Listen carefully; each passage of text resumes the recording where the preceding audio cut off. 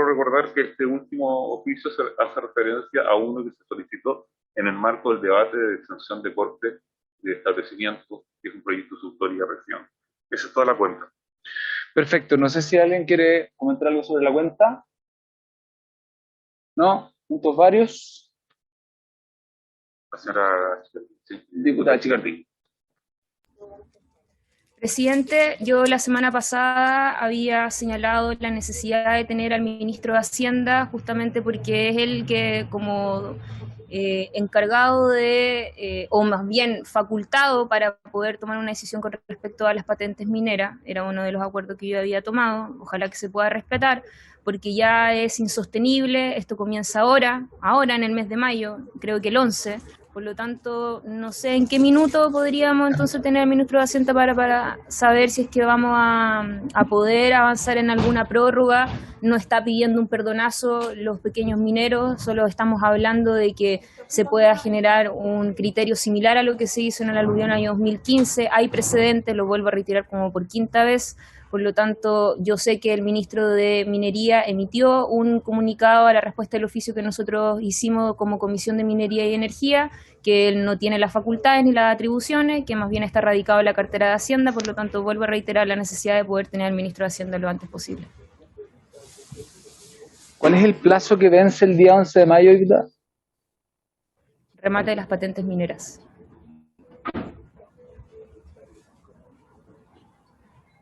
O sea, la única opción sería una sesión especial. Tendría que ser mañana, jueves, el día viernes, ¿no?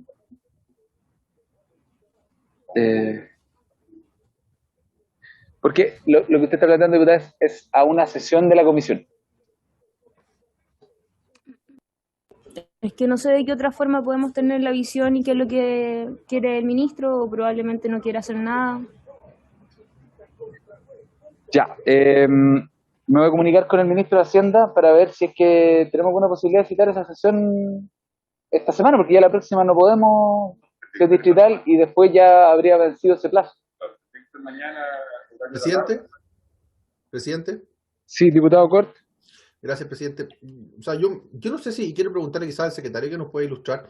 Yo creo que lo que está planteando la diputada Chicardini por su toma de presidente fue acordado no solo en la sesión pasada que se habló, sino que en la sesión anterior. O solo fue vía oficio, y yo no sé, y eso es mi duda, presidente, pero yo concuerdo de que aquí finalmente tiene que ser el ministro de Hacienda el que tiene que pronunciarse al respecto. Y efectivamente, o quizás, presidente, mandatarlo a usted, más que tener una sesión mañana, que ya es tiempo límite, o el viernes, porque la próxima semana es distrital, mandatarlo a usted para que usted pueda gestionar los buenos oficios ante el ministro de Hacienda y pedir esta situación, y usted nos puede informar incluso vía chat. O sea, creo que hay que saber ocupar la tecnología también. Gracias, presidente.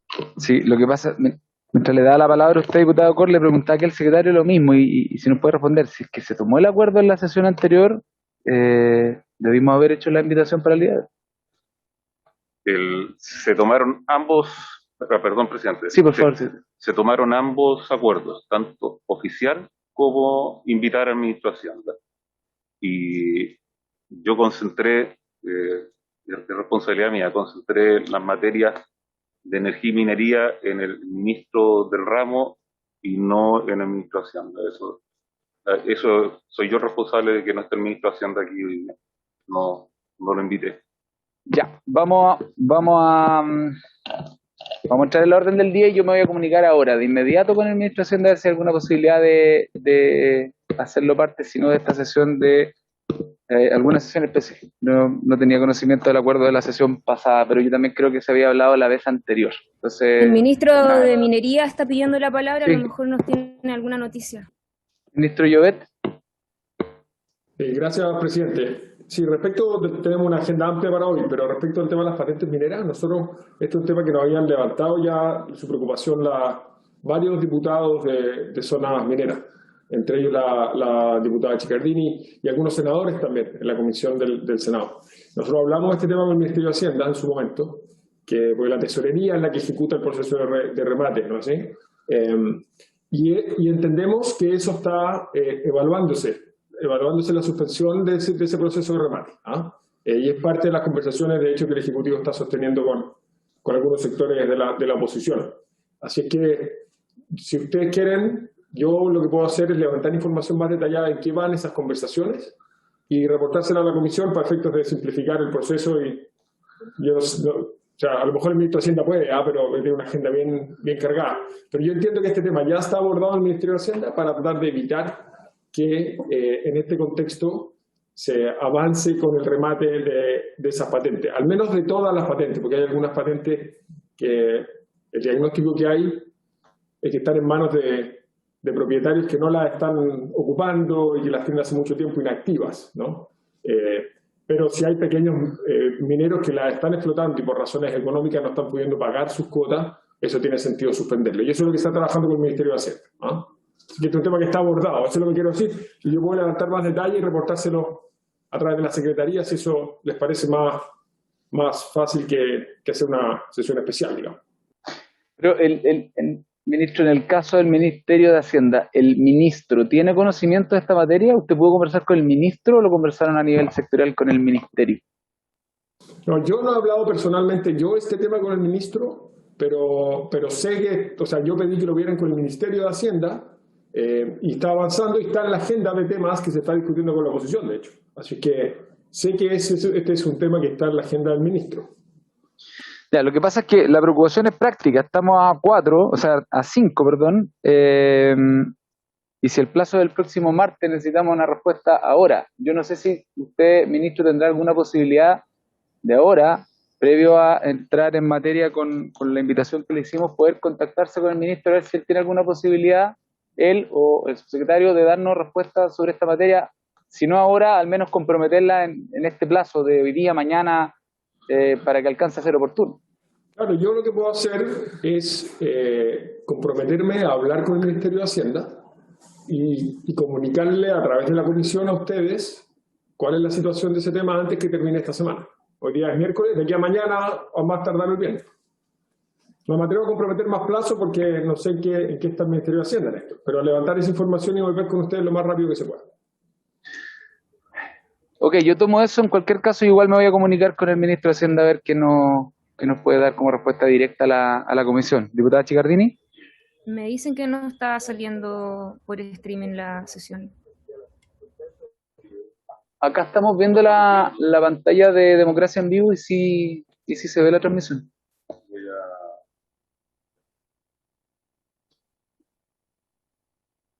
Acá al menos en pantalla lo vemos desde la web de Democracia en Vivo. Bueno, quedamos con ese compromiso para tratar de ver cómo abordamos el tema entre hoy y mañana, a más tardar el viernes. ¿Algún otro punto, Vario? ¿No? Ok, entonces, entrando en la orden del día, la sesión de hoy tiene por objeto... ¿Sí? Sí. Sí, diputada. Lo que pasa es que, bueno, volver a reiterar el punto varios que hice la sesión pasada con respecto a las denuncias que nos llegaron de uno de los sindicatos de NAMI, Fundición en NAMI de la Lira, con respecto a, primero, bueno, lo que dice relación con un documento que nosotros recibimos hace varios años atrás a propósito de una comisión investigadora del robo de concentrado de cobre, que en esos años presidió el diputado Lautaro Carmona, donde se resolvió por parte de Codelco la desvinculación de dos funcionarios, trabajadores de altos mandos, ¿no es cierto?, de la gerencia y superintendencia de la Fundición Potrerillo, si no me equivoco, en División El Salvador. Y el problema es que estos dos trabajadores que efectivamente incurrieron en una irregularidad grave para la empresa estatal, hoy día están desarrollando y cumpliendo labores en la fundición de Paipote. Y la denuncia que nos hacen los trabajadores es que tienen antecedentes y es parte de lo que nosotros vamos a entregar, y yo se lo hice ver por un llamado de teléfono al ministro de Minería. Vamos a hacerlo formalmente en Cochilco, también vamos a hacer llegar los antecedentes en la Contraloría, pero que también hay una situación de robo, de irregularidades, de situaciones que no están o no se ajustan a legalidad con los procedimientos internos que se está generando al interior del ENAMI, y a mí lo que me llama la atención es que si es que hubo una conclusión de la comisión o de la comisión investigadora que desarrolló la Cámara de Diputados en esos años, donde Codelco desvinculó a estos trabajadores y hoy día están contratados nuevamente por otra empresa estatal, que es Lenami, es tremendamente grave. Yo sé que existen, ¿no es cierto?, segundas oportunidades, pero a lo menos llama la atención y creo que si es que hay una denuncia como esa, cuando no se le escribió a los dirigentes, cuando lo hicieron de manera interna, creo que nosotros tenemos la obligación también de saber qué es lo que está pasando. Lamentablemente, el mismo día que nosotros hicimos la denuncia en la comisión, el vicepresidente del ENAMI renunció, presentó la renuncia y así me lo confirmó el ministro de Minería. Yo entiendo que asumió ahora otro vicepresidente, por lo tanto sería importante saber qué es lo que pasa con esas denuncias que han señalado los trabajadores.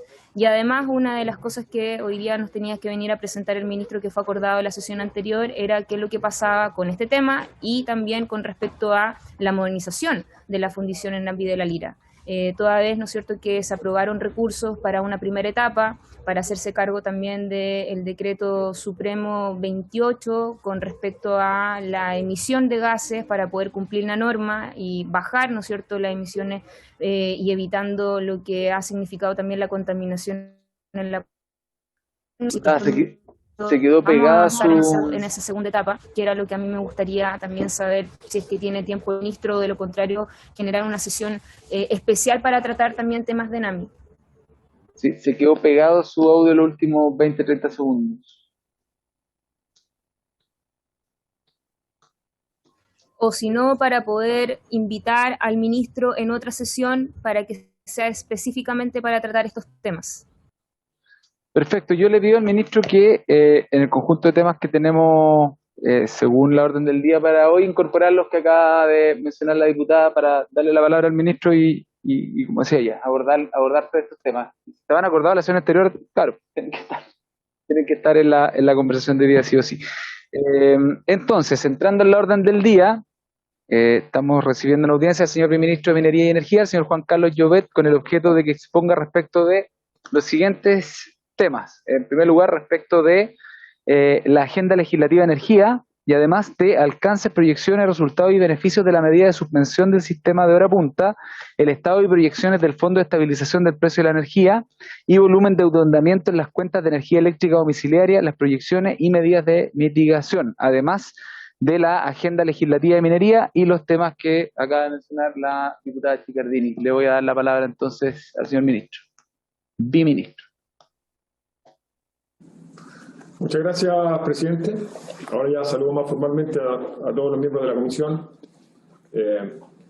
Nos acompaña hoy día en esta sesión, presidente, el secretario ejecutivo de la Comisión Nacional de Energía, José Venegas, que está aquí a mi lado, y también está conectado a la sesión Luis Ávila, el superintendente de Electricidad y Combustible, que van a poder complementar, si a usted le parece, alguna de las informaciones que vamos a entregar. Antes de compartir una presentación que tenemos, me gustaría hacer referencia a dos temas del sector minería que ha mencionado la diputada Chicardini. Hablé recién con el ministerio, o sea, con el subsecretario de Minería, a quien le pedí que viera el tema de las patentes, y me confirmó que ya está en la elaboración el decreto que va a suspender el remate de las patentes mineras hasta fines de año. Es un decreto que se elabora en conjunto entre el Ministerio del Interior y el Ministerio de Hacienda y se está elaborando. Así que no debiéramos tener remates a partir del 11. ¿Okay? Esa es la buena noticia. Y a partir del catastro de Cernagiomí vamos a identificar cuáles de esas patentes son las que están activas y sus titulares están con problemas para pagar, para no sacarlas a remate, pero sí avanzar con el remate de las patentes que están en manos de propietarios que no las están explotando. Simplemente hay el caso que puede haber especulación, y en ese caso que por lo tanto no están afectados por la pandemia, sino que tiene que ver más bien con el curso regular de esa dinámica de obtención y después retención de las concesiones o las patentes, pueden avanzar en ese remate, como corresponde. Respecto al tema de la... Ministro, lo interrumpo sobre el punto. Usted no le entendí si eso está vía resolución. ¿Hay una resolución que posterga el plazo? Claro, lo que pasa es que hay un proceso, ¿no es cierto?, legal, a través del cual se hace los remates, ¿no es cierto?, los procesos judiciales. Y lo que nosotros podemos hacer es, a través de un decreto supremo, suspender los procedimientos de remate, dado que estamos en el marco de un estado de catástrofe, ¿no es cierto? Y ese decreto supremo es el que está en elaboración para suspender esos remates. Y luego se va a estudiar cuáles del universo total que iba a salir a remate tiene sentido que salga porque son más bien especulativos y cuáles no debieran salir a remate porque son titulares que están con problemas como consecuencia de la pandemia. ¿Ok? Perfecto. Diputada Chicardini, sobre el punto. Sí, preguntarle por su intermedio al ministro, ¿cuáles son los criterios que se aplican de cuáles son afectados por la pandemia o no? ¿Cuál es el plazo que se va a considerar que a lo mejor un tema especulativo o de lo contrario efectivamente hay una situación de imposibilidad de poder hacerse cargo de ese pago?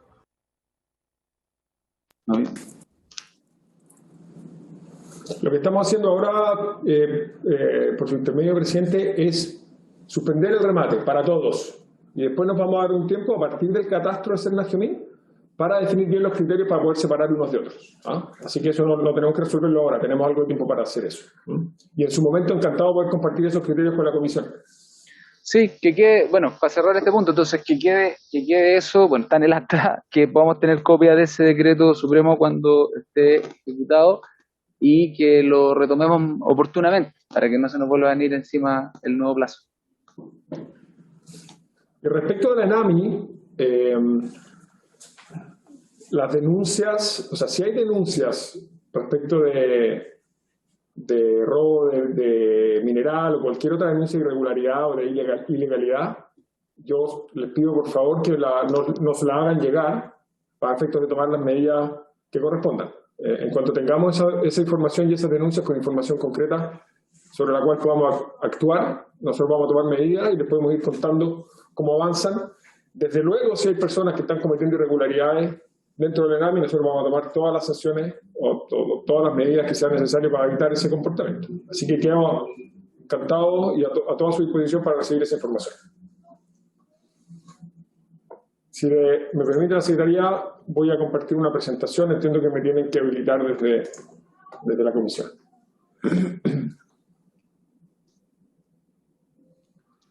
Entiendo que está habilitado, ministro. Gracias, ahora sí. Miren, presidente, preparamos una presentación que primero unos 5 o 10 minutos solamente voy a repasar. Hace tiempo que no teníamos una conversación como más general del sector, entonces voy a aprovechar de hacer un repaso de contexto muy breve y después entrar a los temas específicos que estaban en la convocatoria. Déjenme partir diciéndoles que esta foto que está en la lámina, que ustedes tienen al frente, la saqué yo con mi teléfono en un parque eólico cerca de Calama. ¿Ah? Y esto es el inversor, que es un equipo importante dentro de los parques que en el fondo donde se concentra la generación que genera cada una de las turbinas para después inyectarla a la red. ¿Sí? Y como ustedes pueden ver ahí, tienen muchísimo cobre, ¿no es cierto? Esas que se ven ahí son barras de cobre.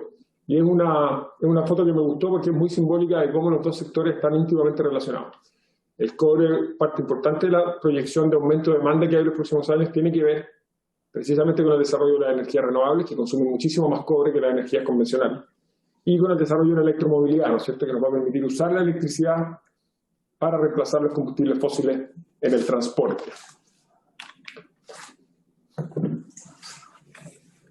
Bueno, en contexto ustedes conocen la historia, pero para repasarla rápidamente, Chile históricamente ha dependido de los combustibles fósiles como fuente de energía. El 70% de la energía que consumimos en Chile en los últimos años ha sido petróleo, gas y carbón importado. Y apenas un 30% son energías propias, que son básicamente biomasa. Mucho de eso es leña, que se usa en calefacción en la zona centro-sur, algo para generación eléctrica, y electricidad generada en centrales hidroeléctricas. Y el resto es todavía un porcentaje muy chico del total del balance nacional de energía. Esto no es solo electricidad, ¿no es cierto? Es toda la energía, que es energía solar, eólica y algo de geotermia para generar electricidad. Entonces somos todavía, cada día menos, pero todavía un país muy dependiente de combustibles fósiles importados como fuentes de energía que tienen muchos riesgos geopolíticos. Por eso pusimos esa foto del accidente que hubo en el canal de Suez hace algunas semanas. Nos hacen dependientes de las fluctuaciones de mercados internacionales que son muy volátiles. pero tenemos un enorme potencial renovable, esto lo conocemos bien. Esta es una foto del Washington Post hace algún tiempo, cuando estaba en proceso de construcción Cerro Dominador, que ustedes han visto que ya está completado, está inyectando energía. Recordar nuestro potencial de generación de energía eléctrica renovable, ¿no es cierto? El levantamiento que tenemos en el Ministerio y que estamos actualizando, entre paréntesis, es que nuestro potencial de energía solar, que puede ser concentración solar de potencia o fotovoltaica, eólica e hidroeléctrica, suma 1.800 gigawatts, ¿no? Para que tengan, ¿no es cierto?, la matriz nuestra de generación hoy día son 25 gigawatts, por lo tanto, nuestro potencial es 70 veces más grande que la capacidad actual de nuestro sistema. Y en términos de cobre, que va a ser esencial, como hemos dicho, para la energía, y a su vez la minería consume mucha energía, tenemos las reservas más grandes del mundo, lo sabemos, 23% en cobre y más del 50% en litio. Entonces, en la medida que la agenda de cambio climático se ha ido acelerando en el mundo, el potencial para Chile en materia minera y en materia de energía renovable crece y se hace cada día más atractivo. Y por eso es importante que seamos capaces de desarrollar de buena manera ambas industrias, porque concentran más del 50% de la inversión proyectada en Chile y nos abre una oportunidad enorme, no solamente de generar progreso, empleo, infraestructura, capital humano, digamos, en nuestro país, sino que también de exportarlo al mundo y contribuir de esa manera a la reducción de emisiones y a frenar el cambio climático, ¿no? Entonces, ese es el contexto general. El plan lo conocemos, ¿no es cierto? Estamos limpiando nuestra matriz de generación eléctrica, retirando las centrales a carbón. Acuérdense que nosotros teníamos en Chile, en 2019, cuando el gobierno llegó a un acuerdo con las compañías para retirar las centrales a carbón, teníamos 28 centrales a carbón, concentradas en 5 lugares que ustedes conocen: Iquique, Tocopilla, Mejillones, Huasco, Quinteros, Puchuncaví y Coronel, 6. Ya de esas 28 centrales hemos retirado 5, vamos a retirar 3 más este año y vamos a haber retirado el 50% de las centrales antes del 2025. ¿Sí? Hemos estado acelerando desde que se lanzó ese plan consistentemente en las fechas de salida de la central, y en conjunto con el retiro del carbón estamos desarrollando aceleradamente las energías renovables, sobre todo solar y eólica.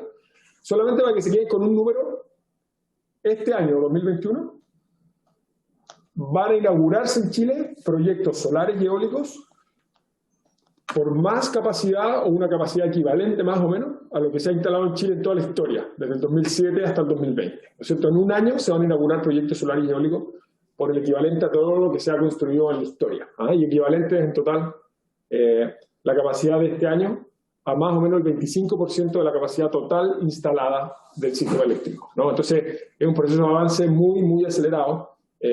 Está llevando inversión, crecimiento a muchas regiones, pero también está generando ciertas tensiones y exigencias al sistema en distintos lugares. Y esa electricidad cada vez más limpia y más barata nos va a permitir acelerar, por ejemplo, el reemplazo de la leña en la zona centro-sur. Nosotros lanzamos una tarifa especial para calefacción con leña el año pasado en algunas comunas piloto, 10 comunas, y ahora la estamos ampliando a 46 comunas, que son las comunas donde hay altos niveles de contaminación. Acordémonos que en Chile hay 2 millones de familias, que viven en ciudades con niveles de contaminación por leña mucho más altos que la norma. La estimación del Ministerio de Medio Ambiente es que mueren en Chile de forma anticipada 2.000 personas al año como consecuencia de la contaminación por leña. Y por eso que el proyecto de ley que estamos tramitando de biocombustibles sólidos en esta comisión es tan importante, porque nos va a permitir, por un lado, reglamentar, normar, formalizar el mercado de la leña y, por otro lado, acelerar la introducción de las alternativas limpias como la calefacción eléctrica o las familias que así lo quieran el gas natural, por ejemplo, que son menos contaminantes. Entonces, esa energía limpia nos va a permitir limpiar la contaminación de las ciudades de la zona centro-sur. También nos va a permitir llevar esa tecnología a los hogares. Nosotros lanzamos un programa el año pasado que se llama Casa Solar, en que junto con un subsidio estatal estamos apoyando a las familias para instalación de paneles solares en los techos de sus casas, porque les va a permitir generar un ahorro importante en sus consumos eléctricos residenciales.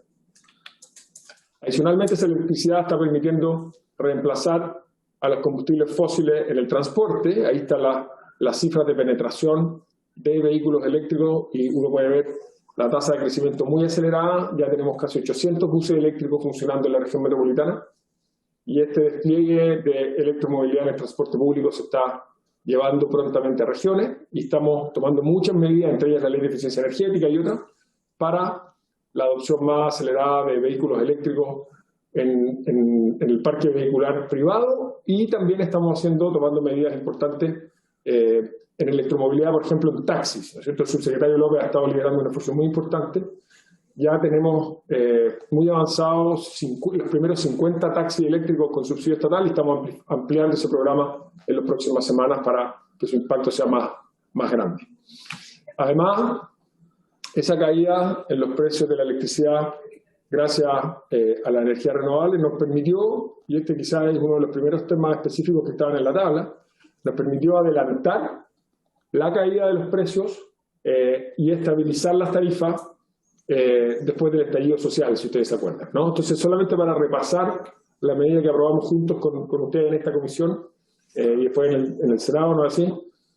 Nosotros, en el mes de noviembre, a principios de noviembre de 2019, venía un alza de 9,2% en las cuentas de los clientes regulados, como consecuencia de fluctuaciones del tipo de cambio y del portafolio de contratos de suministro a las compañías distribuidoras. Y esta ley lo que permitió fue revertir esa alza, o sea, bajar el precio de la luz en casi 10%, mantenerlo estable en el tiempo y evitar que el efecto del tipo de cambio y los contratos tuviera efecto en las cuentas o el precio que pagan los clientes regulados. Si ustedes se acuerdan, esas cuentas por pagar del sistema a las compañías generadoras, se le puso un tope de 1.350 millones de dólares, que si se llegaba a ese tope, la ley establecía que se iba a empezar a devolver esos saldos y por lo tanto podía tener un efecto positivo en las cuentas de los clientes. Nosotros hemos estado reportando mensualmente a la Comisión, tal como se acordó en su minuto, el saldo y el estado de este mecanismo. Lo que muestra este gráfico es la serie desde enero del año 2020, o sea, pocos meses después de que se promulgó esta ley, con una estimación hacia el futuro, hacia el año 2027 incluso, y lo que muestran las barras amarillas es el saldo acumulado de cuentas por pagar del sistema a las compañías generadoras a nivel agregado. Aquí hay varias compañías detrás de esos saldos, ¿no es verdad? Y las barras azules son los saldos del periodo, ¿no? Entonces, cada vez que avanzamos al periodo siguiente, la diferencia en el tamaño, digámoslo así, de las barras amarillas está explicado por la barra azul de ese periodo, ¿sí? Entonces, si ustedes se fijan, nuestra proyección es que ya en julio de este año probablemente, y esto está suponiendo un tipo de cambio de 720, ¿no? Y el tipo de cambio hoy día estaba en 705, o sea, la proyección va a ser mejor que esta. Pero hacia mediados de este año ya el saldo deberá mantenerse relativamente estable, probablemente por un par de años, y después empezar a bajar en la medida que los contratos más baratos empiezan a entrar al portafolio de contratos de suministro. El fondo acumula hoy día, al mes de enero, poco más de 1.000 millones de dólares, y como digo, con las proyecciones de tipo de cambio que tenemos, incluso que son conservadoras, que están por arriba del tipo de cambio spot, debiéramos ver que este fondo funciona, que no se supera el límite establecido en 1.350 y que por lo tanto cumple el objetivo que se había propuesto en su diseño. Vamos a seguir desde luego informando a la Comisión periódicamente, como está acordado, el estado de los saldos de este mecanismo.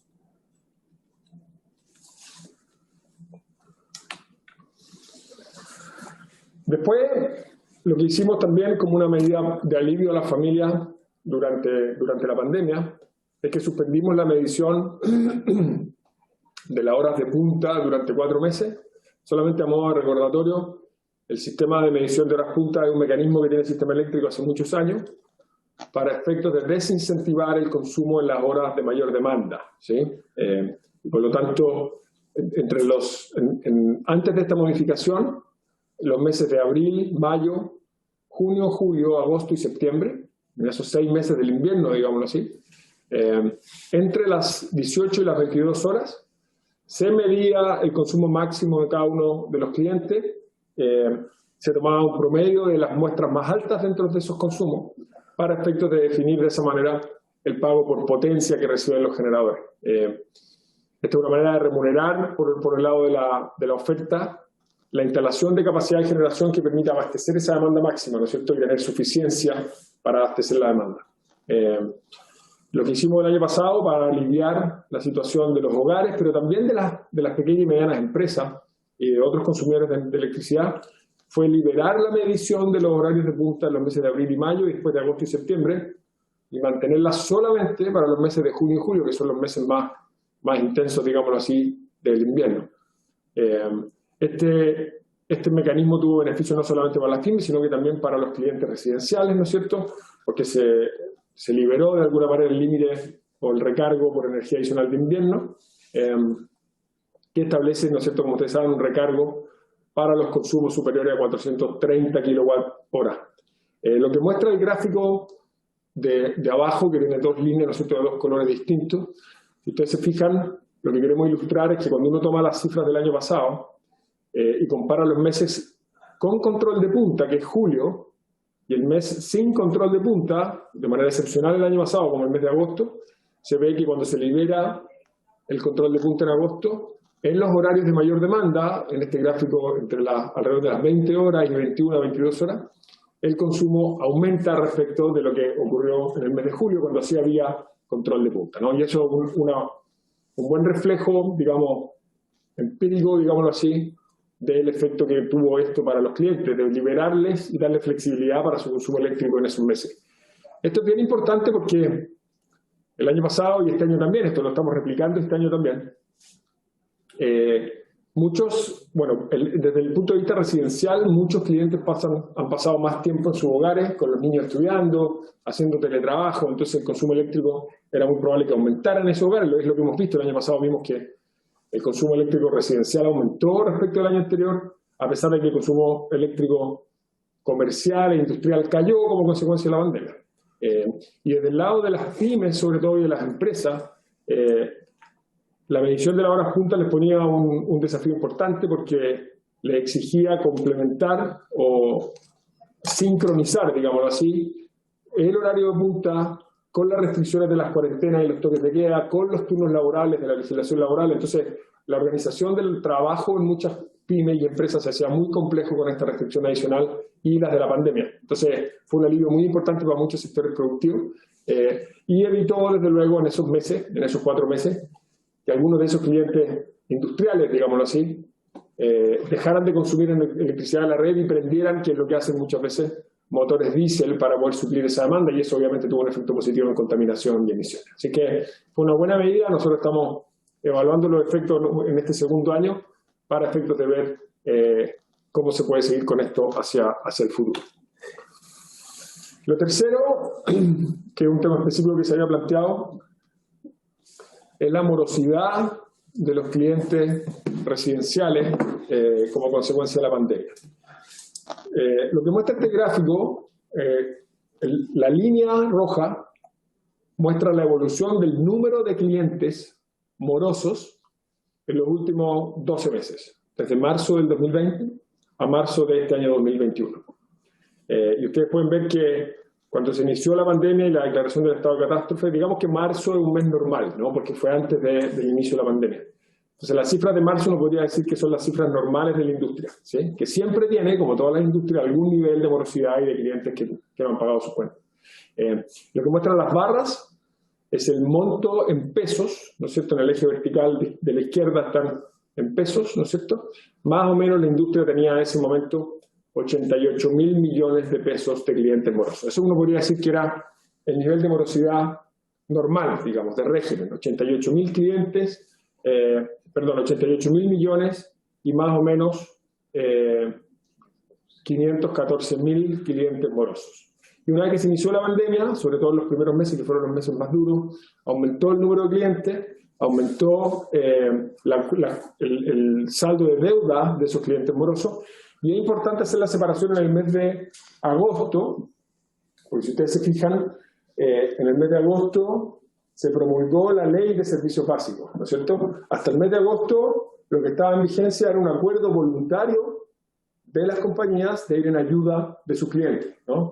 Por lo tanto, cuando uno quiere mirar el efecto que ha tenido en esta cartera la ley de servicios básicos, lo que tiene que mirar es el efecto que se produjo, desde luego, después de la promulgación de la ley, ¿no es cierto? Mal podríamos achacarle a la ley un efecto que se produjo antes que la ley se promulgara. Y eso es lo que está marcado en esas barras de color celeste. Hay algunas fluctuaciones en el número de clientes morosos en la medida que la pandemia fue haciéndose las cuarentenas, sobre todo más o menos exigentes. Y también es probable que la mayor liquidez que tuvieron los hogares en distintos momentos del tiempo haya llevado a que el saldo de deuda haya caído en ciertos periodos del año pasado. ¿De acuerdo? Entonces, al día de hoy, cuando uno toma como base el mes de agosto, que es cuando entró en vigencia la ley, hay un aumento de más o menos 34.000 millones de pesos, 34.000 millones de pesos respecto de lo que había antes de la promulgación de la ley, y el número de clientes morosos son 683.000, pero son básicamente un número muy parecido al que había en el mes de agosto cuando se promulgó la ley. Adicionalmente, de los clientes morosos hay que considerar que hay aproximadamente 170.000 clientes residenciales que hoy día no están morosos porque se acogieron a los convenios que están establecidos en los acuerdos voluntarios y en la ley, ¿no? Y esos son, digamos, 170.000 clientes adicionales. Para tratar de quedarse en la cabeza con un número simple, respecto de la morosidad pre-pandemia, y aquí sí distinguir qué es parte como consecuencia del acuerdo voluntario y qué parte es consecuencia de la ley, sino que sumando a ambos, hay más o menos 340.000 clientes, la mitad de los cuales tiene convenios y la otra mitad no tiene convenio y por lo tanto está formalmente moroso, ¿sí? Nosotros estamos trabajando hoy día en diálogo con varios actores de la oposición a ver cómo podemos dar una solución más permanente una vez que termine la pandemia para aliviar y facilitar el pago de esos saldos acumulados a los clientes, sobre todo a los clientes más vulnerables. Una cosa que es interesante de cara a esa posible solución es este gráfico que hay aquí. Lo que hay en el eje vertical son el consumo promedio de los clientes, ¿no es cierto? Entonces los clientes de la izquierda son los clientes residenciales de consumo más bajos, que uno razonablemente puede suponer que son clientes de más bajo ingreso, y lo que hay en el eje vertical es la deuda promedio de los clientes, ¿no es cierto? Y si ustedes se fijan, los clientes de consumo más grandes obviamente tienen deudas promedio muchísimo más grandes, pero lo que es interesante de y son muy pocos clientes, que es lo que está en la línea, ¿no es cierto? O sea, para decirlo de otra manera, hay muchos clientes que deben muy poca plata a cada uno y unos pocos clientes que deben mucha plata a cada uno. Pero lo interesante de esto es que aproximadamente 2/3 de la deuda, o sea, un 64% de la deuda total, está concentrada en clientes que consumen más de los 150 o 200 kilowatt-hora, que es lo que uno podría pensar el consumo tipo de un hogar chileno. Por lo tanto, la solución y cualquier apoyo que queramos dar debería estar focalizado en los clientes de más bajo consumo y, desde luego, en los clientes de consumo más alto, que concentran 2/3 del saldo de la cuenta impaga, debiera reponerse, llegado el momento, la posibilidad de cortar los suministros si no hay pago. Respecto a la agenda legislativa, presidente, y con esto termino, y podemos profundizar en los proyectos que a ustedes les parezcan. Tenemos en trámite el proyecto de ley que establece el derecho a la portabilidad eléctrica, que es parte de la que en su momento llamamos la ley larga de distribución. Ahí ya se avanzó mucho en las audiencias. Es un proyecto que es muy importante porque moderniza el segmento de distribución, que es el segmento con el que los clientes tienen un contacto más directo y cuya tramitación ha estado un poco postergada por la discusión del proyecto de leña, digamos, pero que nos interesa retomar cuando eso se pueda. El segundo proyecto que ustedes conocen bien es el de biocombustibles sólidos, que regula el uso de la leña como combustible de uso domiciliario, y también las condiciones para su comercialización. Algo mencioné esto antes, pero hay 2 millones de familias en Chile que viven en ciudades contaminadas por leña. Este es un tema muy importante que nosotros estamos terminando el proceso de elaboración de las indicaciones que han surgido como parte de las discusiones con distintos actores. Esperamos, y eso es lo que hemos percibido, que esto tiene un acuerdo bastante transversal para que esto se pueda avanzar en ese proyecto. Yo creo que es muy importante para las familias y las ciudades de la zona centro-sur. El tercer proyecto de tramitación es el que perfecciona la ley 19.657 sobre concesiones de energía geotérmica para el desarrollo de proyectos de aprovechamiento somero de energía geotérmica. Esto lo vimos en la comisión en su minuto, está en el Senado en trámite ahora, y si se recuerdan, este es un proyecto que permite usar básicamente la inercia térmica, digamos, de la Tierra para efectos de generar proyectos de calefacción que son muy eficientes. Este proyecto, como digo, está en el Senado. Su tramitación ha estado un poco postergada porque se ha priorizado en la Comisión el trámite del proyecto de glaciares, que es el cuarto que está en esta lista. El proyecto de glaciares, quizás para cerrar la geotermia, eso desde luego, quizás está más decirlo, pero enfatizar que es un proyecto que a nosotros nos interesa mucho. Creemos que puede ser una muy buena solución para también reducir el costo de calefacción en muchos hogares y también puede ser una muy buena solución para eliminar y sustituir la leña en la zona centro-sur. El cuarto proyecto está en tramitación. Esto no es un proyecto que haya nacido de un mensaje del Ejecutivo, sino que son una moción parlamentaria que el gobierno ha acompañado su tramitación y ha ido haciendo algunas indicaciones. Hoy día mismo estuvimos en la comisión del Senado tramitando este proyecto. Compartimos el principio general y su orientación, que es proteger a los glaciares, que pueden ser una fuente importante de agua, digamos, ¿no es cierto?, de recursos hídricos en un contexto de sequía que esperamos que se mantenga por mucho tiempo.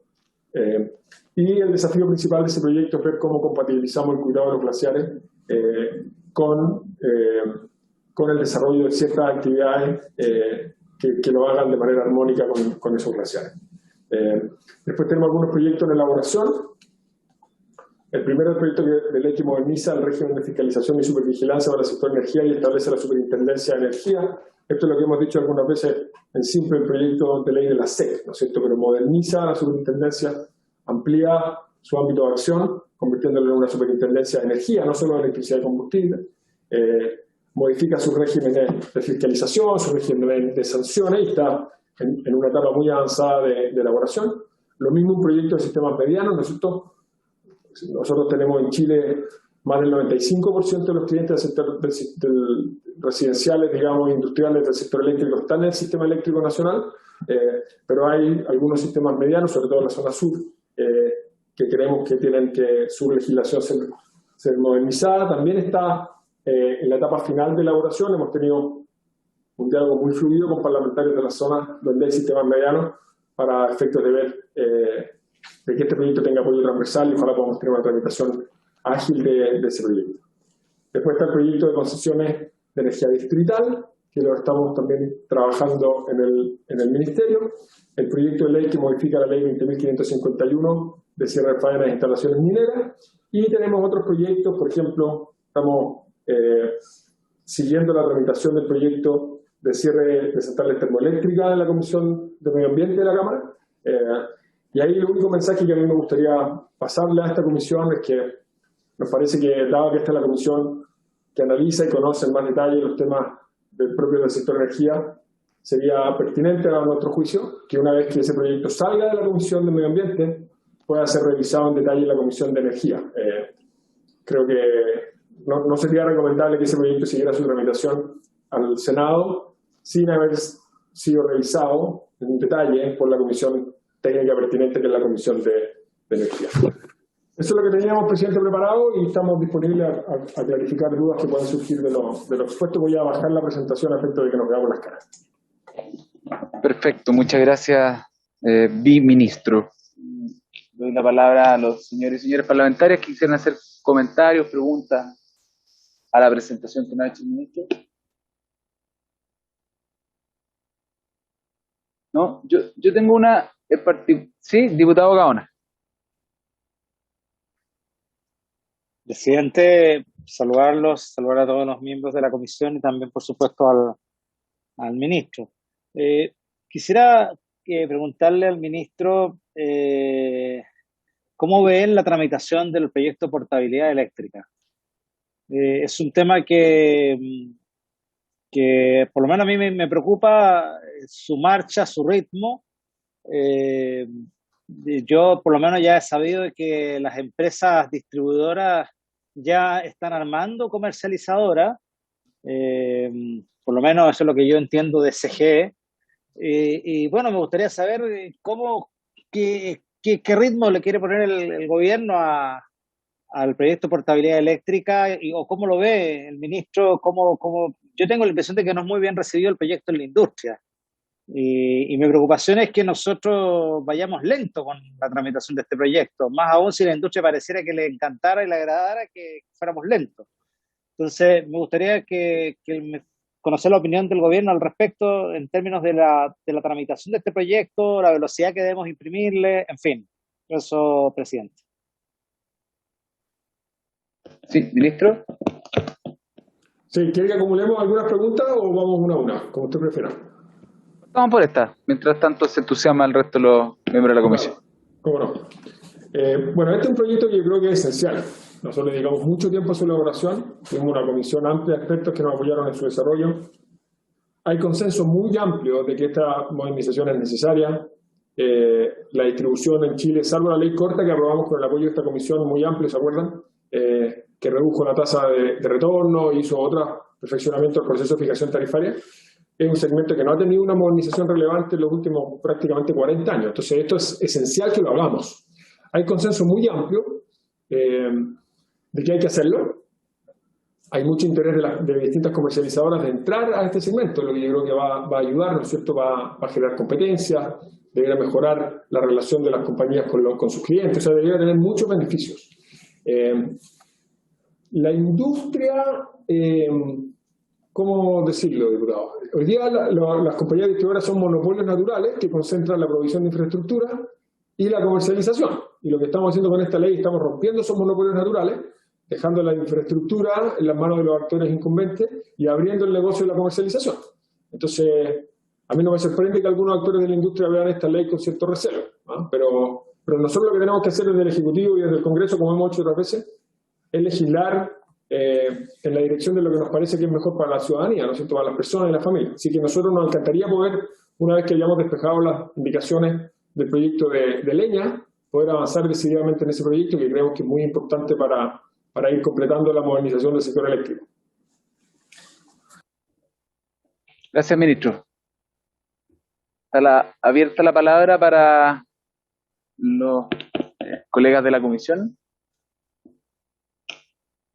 Yo tengo una pregunta sobre dos proyectos de ley en particular que nos interesa a la comisión conocer la decisión del Ejecutivo respecto a su tramitación y que tiene que ver con el proyecto de portabilidad eléctrica y de leña. Entiendo que en leña habría interés por parte del Ejecutivo de hacer indicaciones y en el caso de portabilidad también, y además de cuándo retomaríamos la tramitación de ese proyecto. No sé si tiene ya una fecha estimada el Ejecutivo para retomarlo en la tramitación acá en la comisión. Nosotros, presidente, nos encantaría presentar la indicación del proyecto de leña esta semana, ojalá. Estamos en la última etapa interna de tramitación para presentarla esta semana y ojalá pudiéramos despacharla lo antes posible, si fuera posible en una sesión, y después de eso retomar inmediatamente portabilidad, si es que a la comisión le parece razonable eso. Si fuera en una sesión, tendría que ser el día 19 de mayo y luego tendríamos que estar retomando portabilidad la semana siguiente, la última semana del mes de mayo. Ok, esa es una posibilidad y va a depender del envío de la indicación que ustedes nos hagan llegar desde el Ejecutivo y del acuerdo que tomemos acá en la comisión respecto de observar la indicación, discutirla y ver si es que la votamos inmediatamente o a lo mejor vamos a requerir... Me señala el secretario que algunos parlamentarios le han hecho saber que tienen también intenciones de hacer llegar indicaciones parlamentarias a ese proyecto, así que no sé si lo vamos a poder despachar en una sola sesión. Yo tengo la impresión de que deberíamos verlo en una sesión y votarlo a la siguiente. Sería mi aproximación hoy día, sin tener todavía el conocimiento en detalle de esas indicaciones. Y respecto del de portabilidad, usted me dice que lo vería a continuación, inmediatamente a continuación. Eso es lo que nos gustaría hacer a nosotros, presidente, sí. Perfecto. Ya, perfecto. Nos quedamos con esa información y lo vamos procesando a medida que vayan ocurriendo estos pasos. No sé si hay más preguntas o consultas por parte de los señores parlamentarios al ministro, ya sea de los temas que nos ha presentado o de algún otro. No veo palabras yo tampoco pedida de parte de los miembros de la comisión. No sé, ministro, si usted quisiera agregar algo, si no, daríamos por cumplido el objeto de la sesión. No, presidente, muchas gracias solamente por la oportunidad y espero que nos veamos pronto en la próxima sesión después de la distrital y podamos avanzar en leña y en portabilidad en los meses que nos quedan. Perfecto, señor ministro. Pues bien, le agradezco la participación en esta comisión. Quedamos al pendiente de los acuerdos. Le pedimos que nos haga llegar las presentaciones hechas el día de hoy para ponerla a disposición de la comisión. Y por haberse cumplido el objeto de esta sesión, se levanta. Muchas gracias. Muchas gracias. Hasta luego.